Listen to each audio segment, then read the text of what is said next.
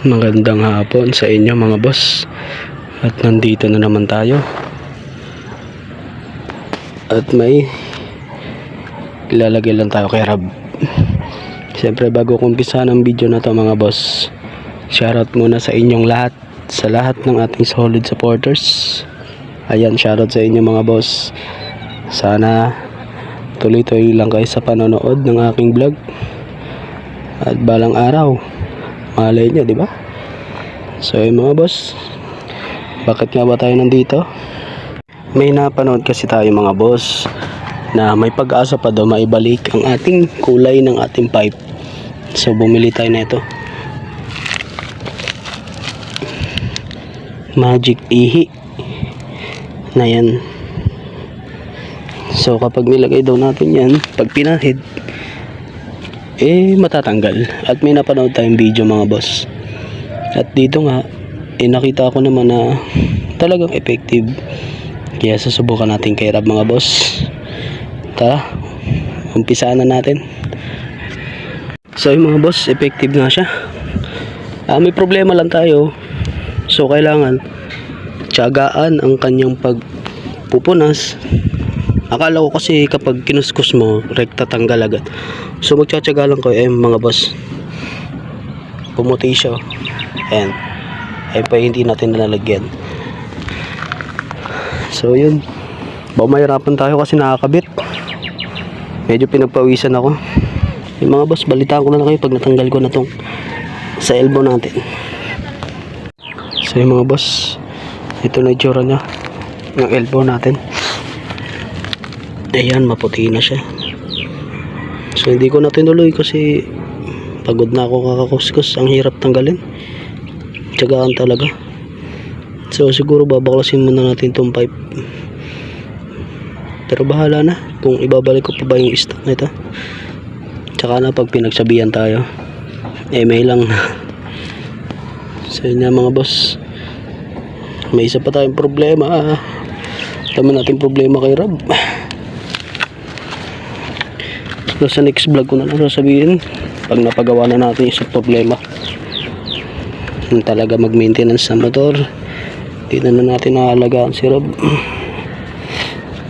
Maraming salamat nga pala mga boss sa naging inspirasyon ni Rob sa pagbuo natin sa kanya. At maraming natutuwa kasi binili natin siya at malayo na talaga sa dating itsura. All stock to ano tawag doon? All stock to upgrade.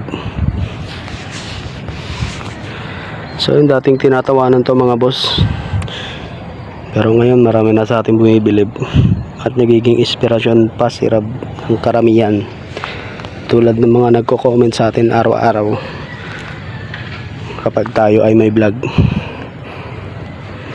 Mga boss, alam ko naman hinihintay nyo palagi yung pagiging montage natin. Gawin pa ba natin na montage to mga boss? Syempre, ayun yung paborito nyo mga boss Kaya gagawa natin to ng kapirasong montage.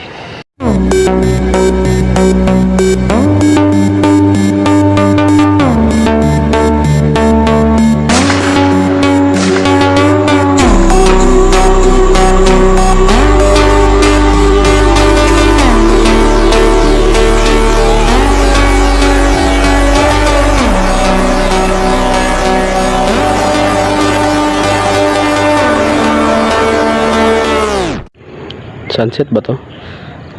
Di ba ako sunset tawag dyan mga boss. So yun nga mga boss, at natapos na ang ating montage. So ayun nga.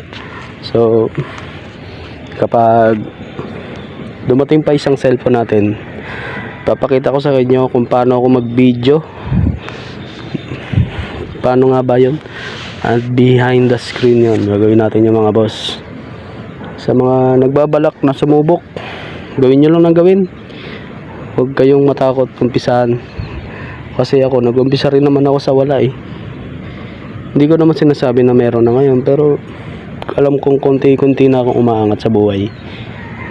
Hindi man tayo sumasahod, at least na-enjoy natin dahil sa mga supporters dyan natin na solid mag-comment, magbigay ng magkomento sa lahat ng ating ginagawa.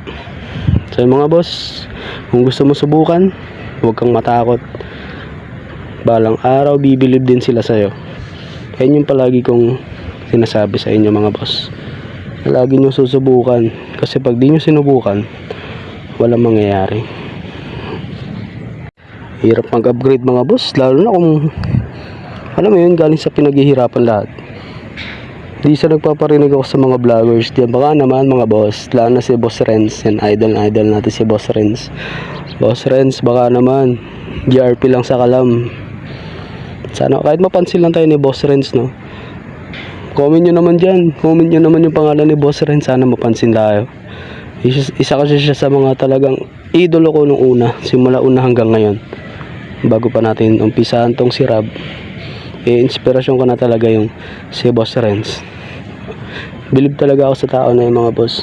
Kaya sana mapansin niyo yung si Rob. Sana mapansin tayo. Yun lang mga boss.